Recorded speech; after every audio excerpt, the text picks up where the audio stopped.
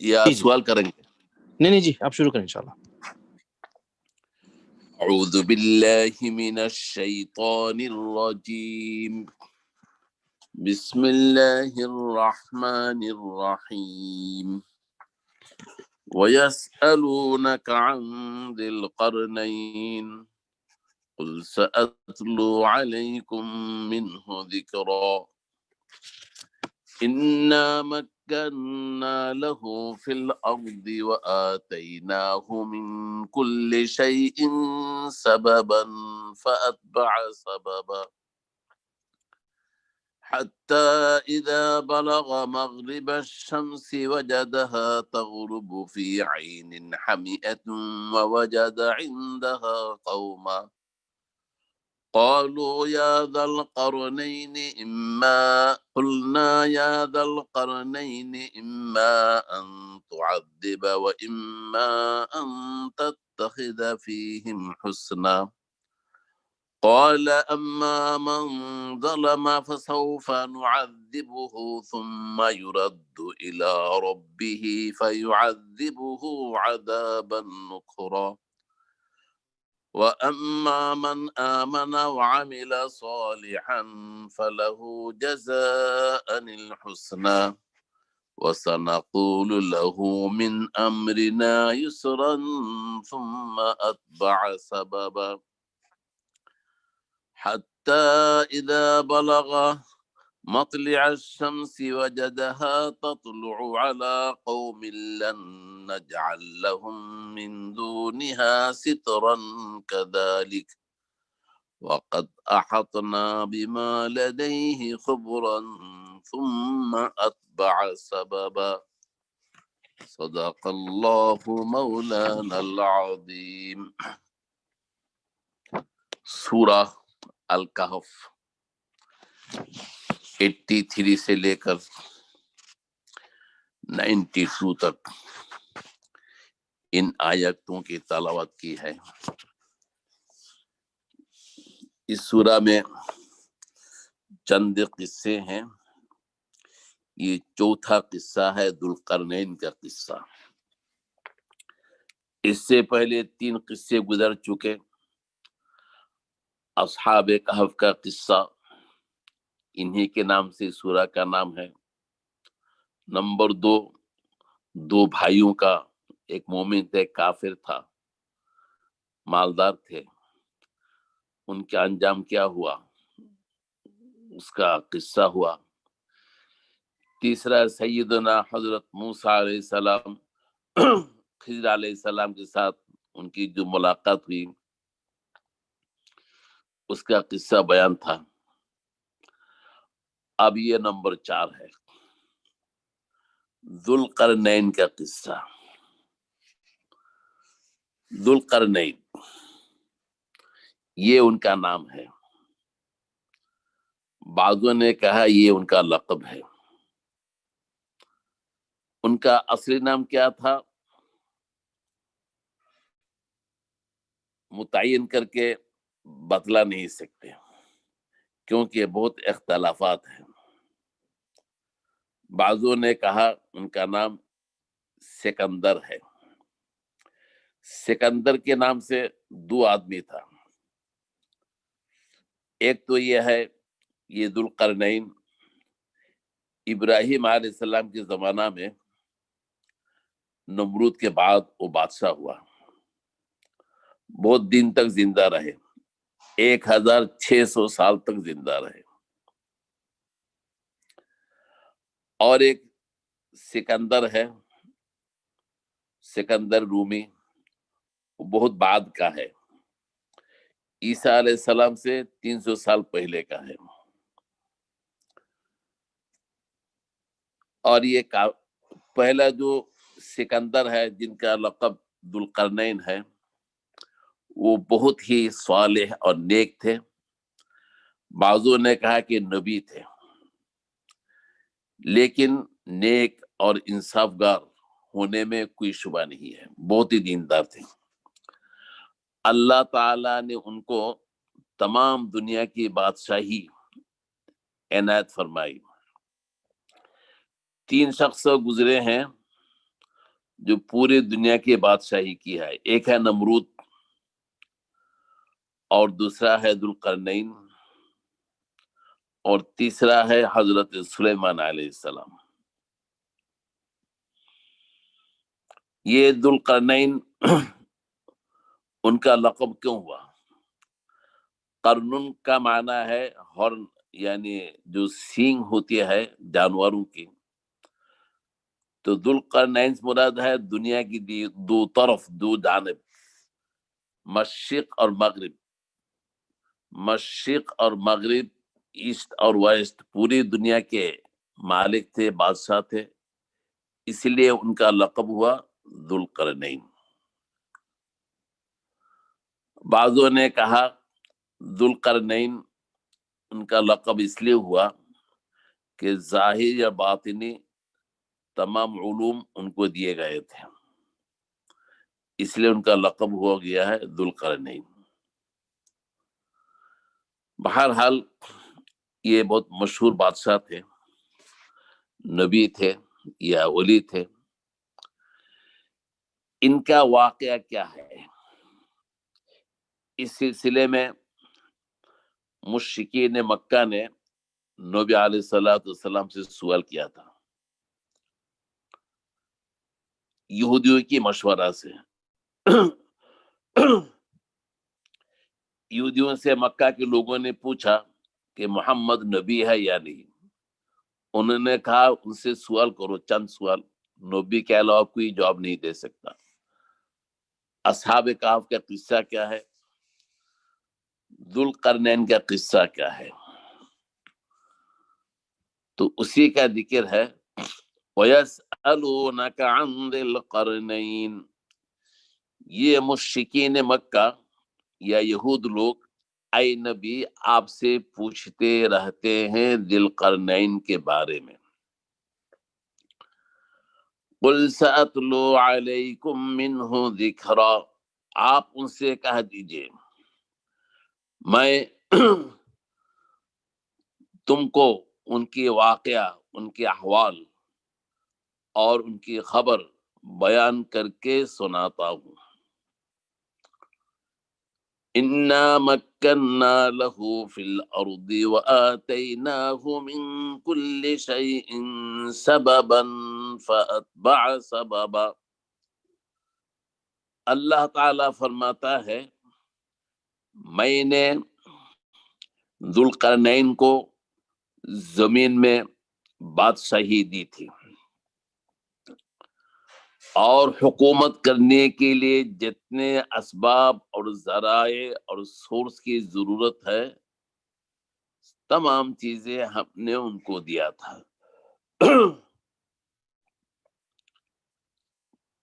فَأَتْبَعَ سَبَبًا.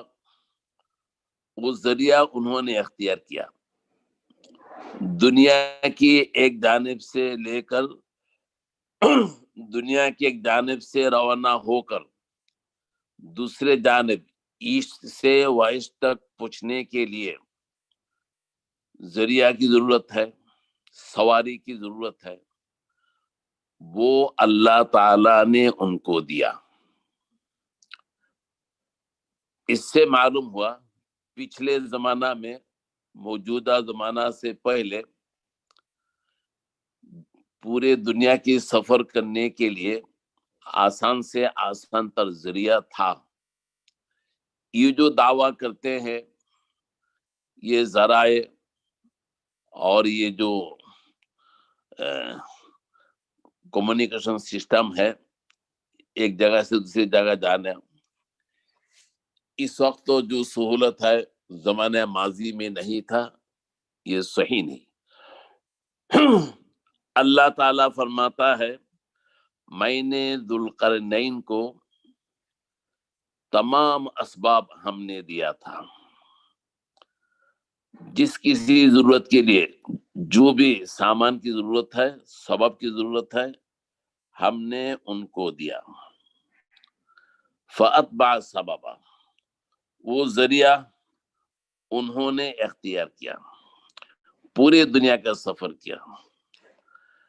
سفر کرتے کرتے حتی اذا بلغ مغرب الشمس وجدها تغرب في عين حمیئة ووجد عندها قوما، سفر کرتے کرتے دنیا کے بالکل ویسٹ جانب میں انتہائی مغرب میں پہنچ گئے، ایسی جگہ میں پہنچے اس کے بعد سمندر ہی سمندر ہے، لیکن سمندر کا جو شروع حصہ ہے،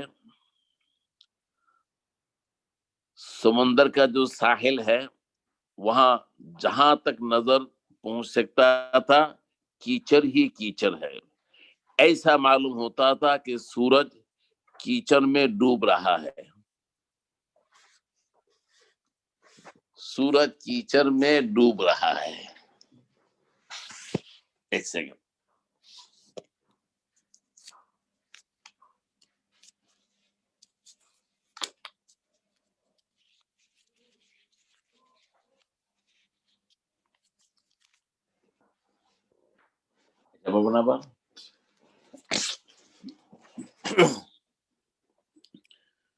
ایسا معلوم ہوتا تھا کہ سورج کیچڑ میں ڈوب رہا ہے۔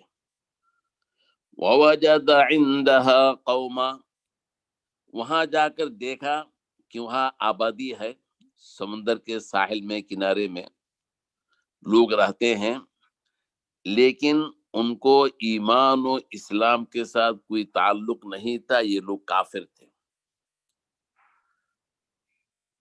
تو ان کے ساتھ کیا معاملہ کیا جائے گا؟ اللہ تعالیٰ نے فرمایا اگر نبی ہے تو وحی آئی، اگر ولی ہے تو الہام ہوا۔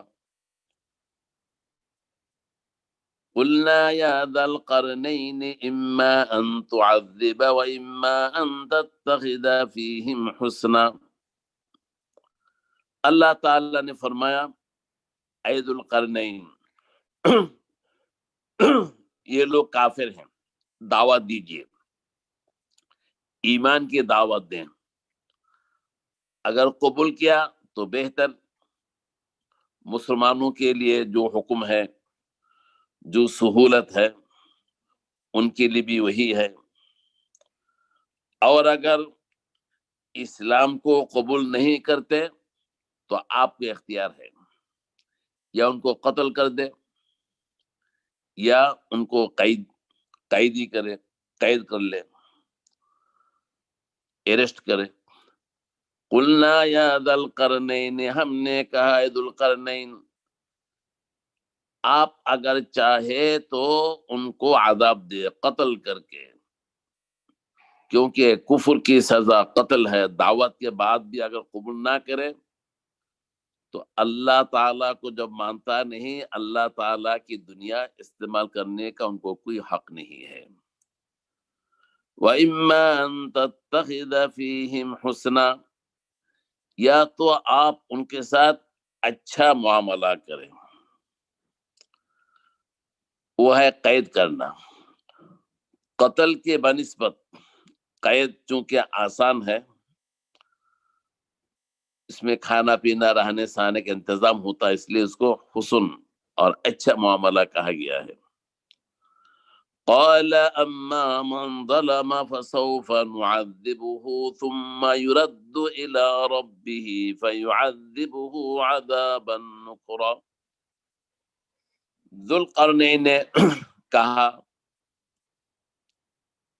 جو ظالم رہے گا، دعوت دینے کے بعد بھی اسلام قبول نہیں کرے گا، شرک سے کفر سے توبہ نہیں کرے گا، تحقیق ہم ان کو قتل کر ڈالیں گے۔ قتل کے بعد ان کا عذاب ختم نہیں ہوگا، ثم يرد الى ربه، پھر قتل کے ذریعہ سے ان کو پہنچا دیا جائے گا ان کی رب کے پاس۔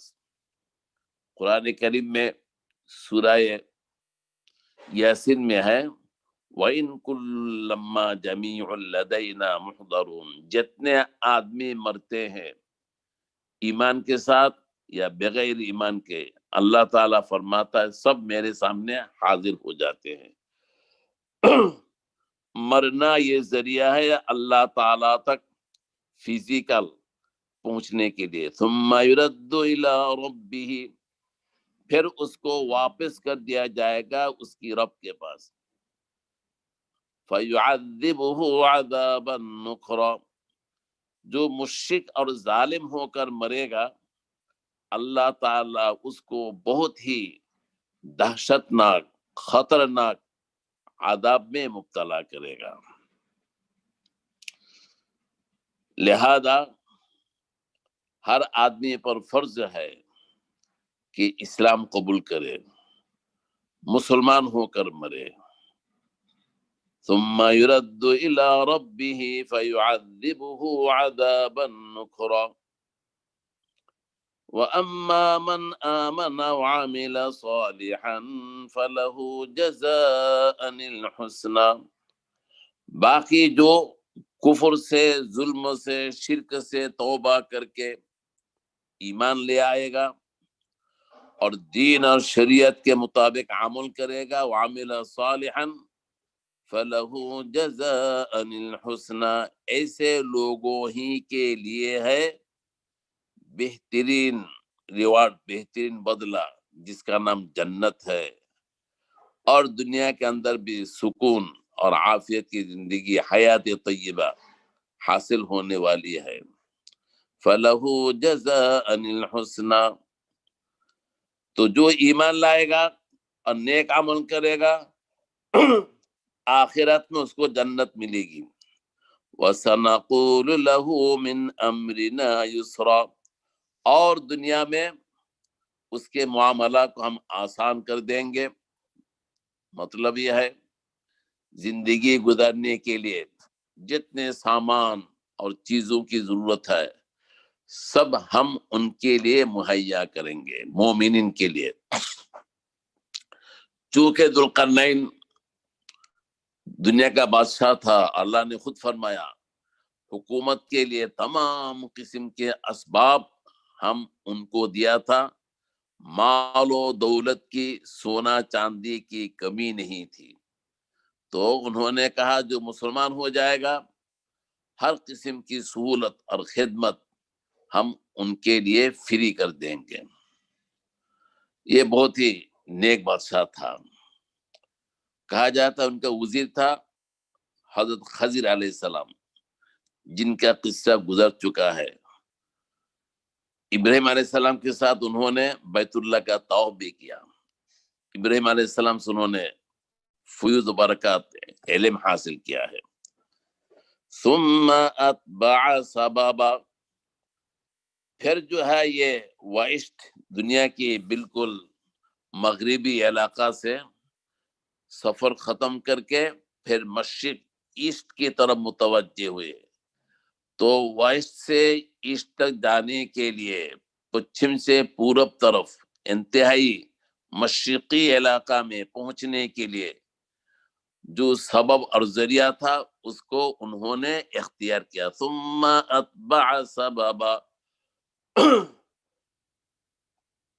معلوم ہوتا ہے کہ موجودہ زمانہ سے اگلا زمانہ ایسا گزرا ہے جو بہت ہی ترقی یافتہ زمانہ تھا، اس زمانہ سے بھی زیادہ. ثم اتبع سببا حتى إذا بلغ مطلع الشمس وجدها تطلع على قوم لن نجعل لهم من دونها سترا كذلك.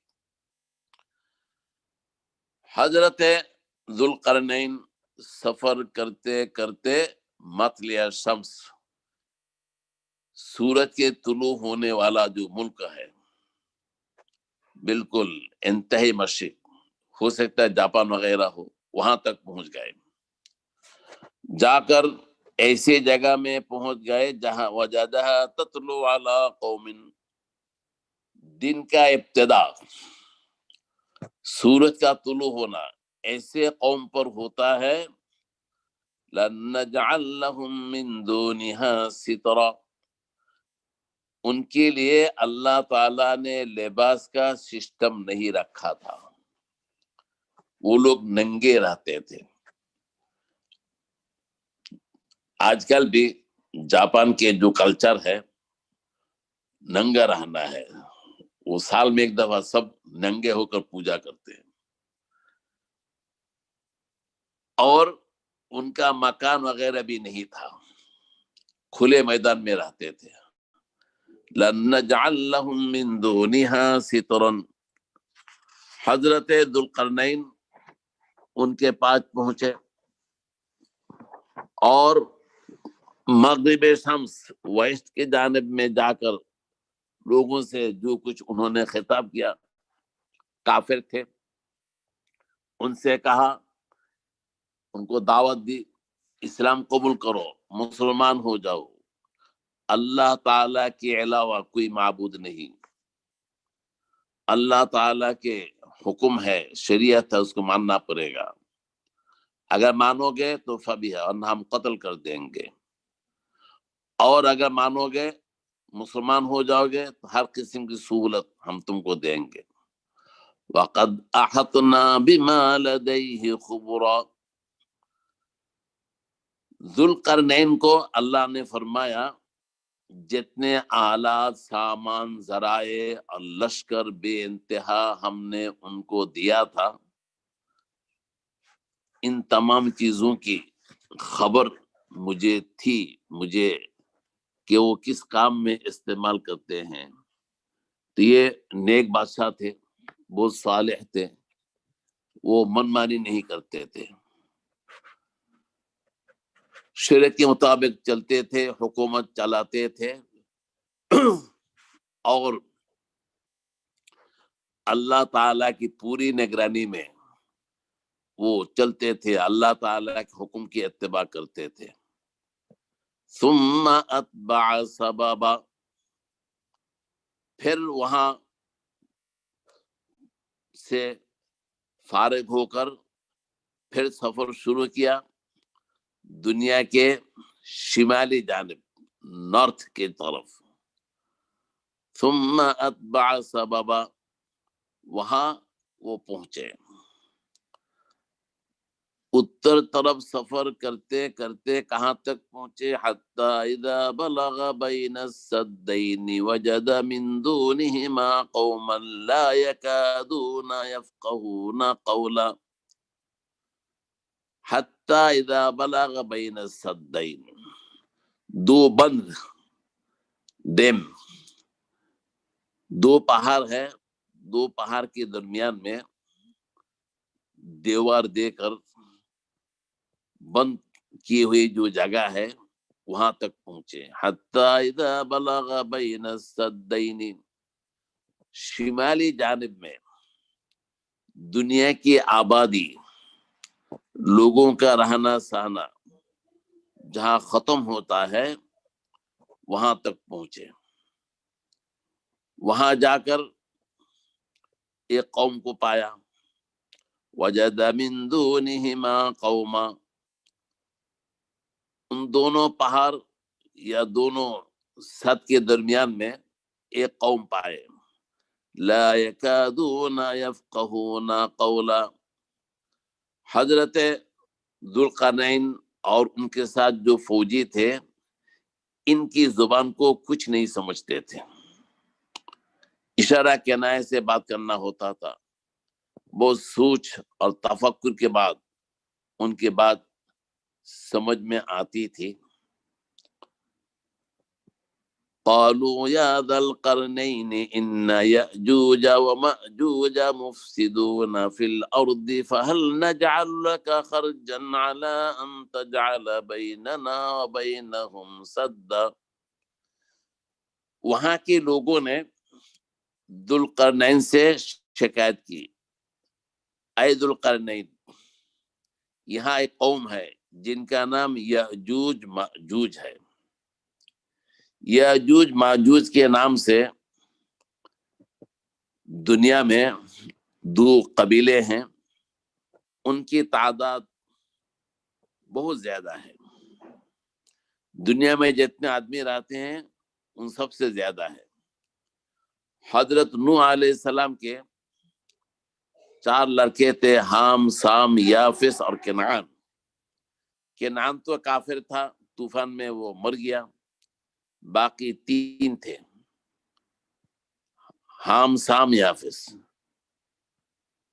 حام جو ہے اس کے اولاد افریقہ کے ہیں جو کالے رنگ کے ہوتے ہیں، شام یہ سیریا وغیرہ وہاں کے لوگ ہیں، یافس ان کی اولاد کو یاجوج ماجوج کہا جاتا ہے۔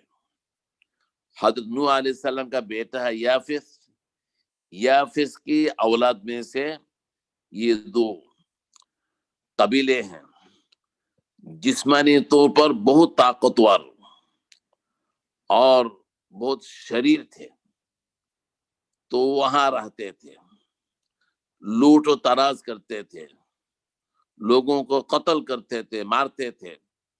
تو وہاں کے لوگوں نے شکایت کی، ان یاجوج و ماجوج مفسدون فی الارض، اے ذوالقرنین بادشاہ نامدار، یہاں ایک قوم ہے یاجوج ماجوج، بہت فساد کرنے والے ہیں ہمارے علاقہ میں، لوٹ کھسوٹ کرنا، ظلم ستم کرنا، قتل و غارت کرنا۔ یہ لوگ پہاڑوں کی اس طرف میں رہتے ہیں، جب ان کا کھانا پینے کا سامان ختم ہو جاتا ہے ادھر آ کر لوٹ تراز لوٹ کھسوٹ کرتے ہیں۔ برائے مہربانی ہمیں آپ ان سے حفاظت کریں۔ یہ جو دو پہاڑ ہے، دو پہاڑی کے درمیان میں جو راستہ ہے، ادھر سے وہ آتے ہیں جاتے ہیں، اس راستہ کو اگر بند کر دیں گے تو پھر وہ آ نہیں سکیں گے، مہربانی کر کے یہ راستہ بند کر دیں۔ اس کے لیے جتنے خرچوں کی ضرورت ہے ہم اپنی صحت اور قوت کے مطابق ہم آپ کو پیسے دیں گے، ٹیکس دیں گے۔ اس سے معلوم ہوتا ہے وہاں کے لوگ یاجوج ماجوج کے ذریعہ سے بہت ہی تکلیف میں تھے۔ فَهَلْ نَجْعَلُ لَكَ خَرْجًا عَلَىٰ أَن تَجْعَلَ بَيْنَنَا وَبَيْنَهُمْ سَدًّا، کیا آپ راضی ہیں اس بات پر کہ ہم آپ کو پیسہ دے، مال و دولت دے، آپ کے پاس حکومت ہے، آدمی ہیں، فوجی لوگ ہیں، ایک بند تیار کر دیجئے تاکہ وہ ادھر سے نہ آ سکے۔ أَلَا أَن تَجْعَلَ بَيْنَنَا وَبَيْنَهُمْ سَدًّا قَالَ مَا مَكَّنِّي فِيهِ رَبِّي خَيْرٌ فَأَعِينُونِي بِقُوَّةٍ أَجْعَلْ بَيْنَكُمْ وَبَيْنَهُمْ رَدْمًا۔ ذوالقرنین نے فرمایا مجھے تمہاری پیسوں کی ضرورت نہیں ہے قطعا، اللہ تعالیٰ نے مجھے جو مال و دولت عنایت فرمایا وہ کافی ہے، تمہاری اس حاجت کو پورا کرنے کے لیے پیسوں کی ضرورت نہیں ہے۔ جس چیز کی ضرورت ہے فَأَعِينُونِي بِقُوَّةٍ، تم اپنی محنت اور اپنے عمل اور اپنی قوت کے ذریعہ سے میری مدد کرو۔ ان کے آنے جانے کا راستہ بند کرنے کے لیے اس کا نقشہ کرنا کیا صورت ہو سکتی ہے وہ ہم کریں گے، اور ہمارے پاس ٹیکنالوجسٹ ہے، انجینئر ہے، سب کچھ ہے، ہمیں آدمی کی ضرورت ہے، قوت سے مدد کرو۔ اجعل بینکم وبینہم ردما، تو ضرور میں تمہارے درمیان اور ان کے درمیان میں ایک حاجز پارٹیشن میں مضبوط تیار کر دوں گا۔ اب اس کے لیے کیا کرو، آتونی زبر الحدید، لوہے اسٹیل کے شیٹ لاؤ، چادر لاؤ، شاید ادھر یہ چیزیں تھی۔ آتونی زبر الحدید حتی اذا صاوا بین الصدفین قال انفخوا حتی اذا جعله نارا قال آتونی افرغ علیہ قطرا۔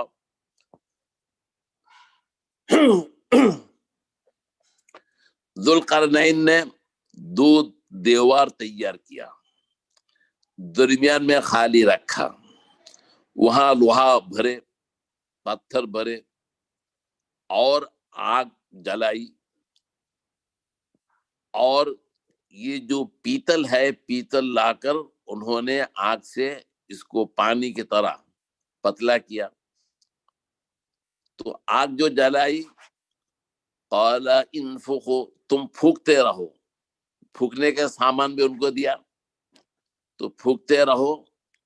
हत्ता इज़ा जअलहु नारन, तो इतना फूका, आग इस तेजी से जली कि वहां जितने लोहे लक्कर थे सब जलकर बिल्कुल आग की तरह हो गया। हत्ता इज़ा जअलहु नारन,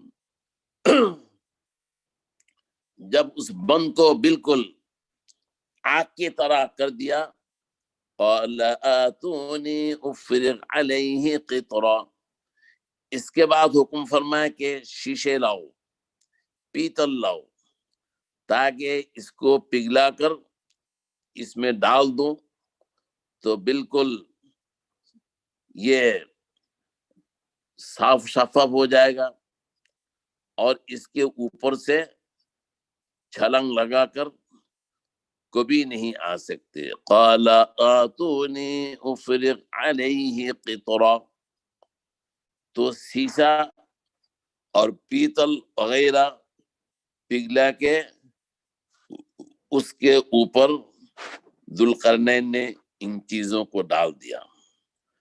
बहुत ऊंचा देवर किया था, इतना ऊंचा किया, उसकी ऊंचाई, देवर की ऊंचाई 200 गज और उसकी चौड़ाई 50 गज, और उसकी जो कुशादगी है, दो पहाड़ के दरमियान 100 फरसख, इतना तवील और मजबूत दीवार उन्होंने कायम कर दिया, बना दिया। और ये सब अल्लाह ताला के हुक्म से हुआ। इतना ऊंचा और इतना चौड़ा कर दिया। फमस्तताउ अन यज़हरूहु वमस्तताउ लहु नक़बा, याजुज माजुज ना उस पर चढ़ने की कुदरत रखते हैं, ना उसको तोड़ने की कुदरत रखते हैं। इतना मजबूत और चकनाहट कर दिया, चढ़ भी नहीं सकते, और इतना मजबूत कर दिया उसको सुराख भी नहीं करते। जब ये दीवार तैयार हो गया और याजुज माजुज इधर आने से आजिज हो गए, तो जब जुल्करनैन ने ये देखा तो अल्लाह ताला का शुक्रिया अदा किया। क़ाल हाज़ा रहमतुम मिन रब्बी, जुल्करनैन ने कहा अल्हम्दुलिल्लाह, ये मेरे रब की रहमत है। मोमिनिन की शान यही होती है, जब कोई काम कर लेते हैं अल्लाह ताला की एहसान को, रहमत को जिक्र करता है, अपने कमाल अपनी तरफ लिहाज नहीं करते। क़ाल हाज़ा रहमतुम मिन रब्बी फ़इज़ा जाअ वअदु रब्बी जअलहु दक्का व कान वअदु रब्बी हक़्क़ा। जुल्करनैन ने कहा कि बस अब वो कभी इसको पार होकर इधर नहीं आ सकते। इल्हाम से, वही से उनको बतला दिया गया, क़यामत तक इस देवर को तोड़ नहीं सकते। लेकिन जब क़यामत का वक्त तो आ जाएगा, फ़इज़ा जाअ वअदु रब्बी जअलहु दक्का, जब दुनिया को तबाह करने के लिए अल्लाह ताला का जो वादा है, जिसको क़यामत कहा जाता है, वो वक्त जब आएगा अल्लाह ताला इस देवर को तोड़ कर रेजा रेजा कर देगा।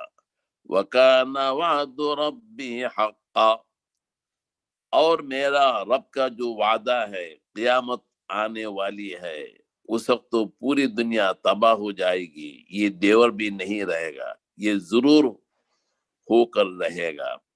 दुनिया की पायदारी नहीं है, दुनिया हमेशगी के लिए नहीं है, तमाम चीजें हलाक हो जाएंगे। तो उस वक्त तो ये देवर हलाक हो जाएगा और याजुज माजुज वहां से निकल कर आएंगे। इतने दिन तक वो कैदी रहे उधर, इसलिए वो बहुत गुस्सा में होंगे। अब ये लोग अब कहाँ हैं?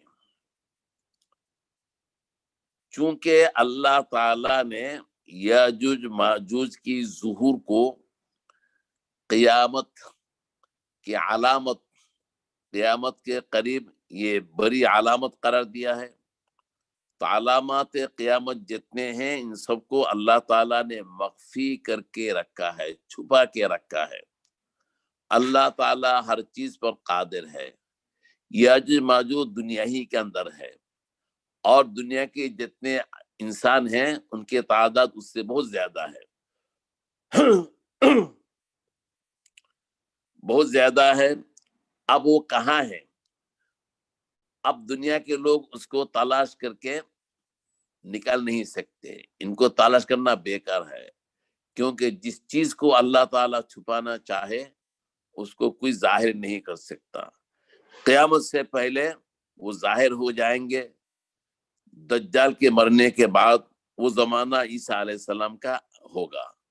उस वक्त तो दुनिया में ईसा अलैहिस्सलाम होंगे। अब इनके दीवार तोड़ने के बाद जब ये दुनिया की आबादी में आ जाएंगे उस वक्त तो क्या करेंगे, इस वाकया का जिक्र मौजूद है। इंशाअल्लाह फिर आइंदा हफ्ता इन वाकयात को बयान कर दिए जाएंगे। क़यामत से पहले याजूज माजूज के जरिए से और उस जमाना में जो वाकयात होंगी, जो हालात होंगी, इंशाअल्लाह ताला हम बयान करेंगे। आज इतना ही रहे। सुब्हाना रब्बिका रब्बिल इज्जति अम्मा यसिफून व सलामुन अलल मुरसलीन वल्हम्दुलिल्लाहि रब्बिल आलमीन। वस्सलामु अलैकुम व रहमतुल्लाहि व बरकातुहू। जज़ाकल्लाह।